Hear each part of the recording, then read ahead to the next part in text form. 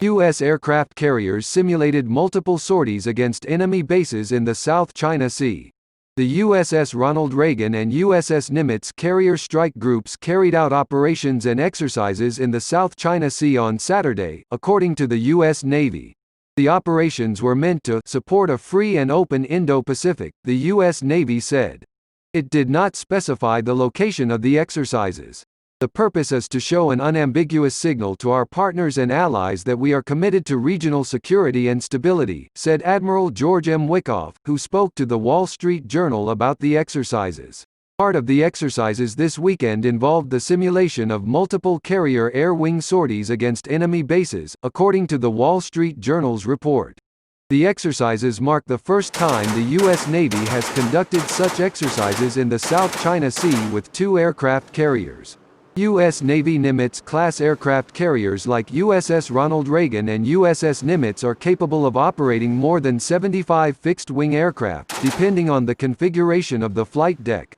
The exercises came days after those of the People's Liberation Army Navy and China Coast Guard in the waters southeast of China's Hainan Island in the South China Sea.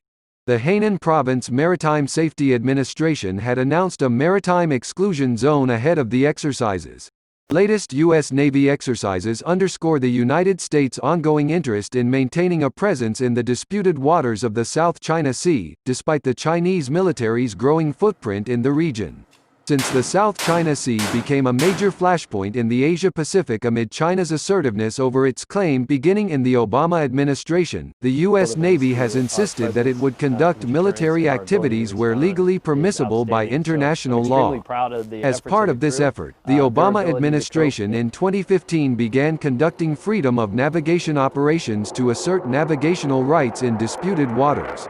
The Trump administration continued and accelerated this practice.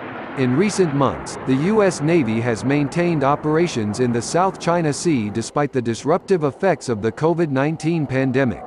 Last month, for the first time since 2017, the U.S. Navy simultaneously operated 3 carrier strike groups in the Pacific.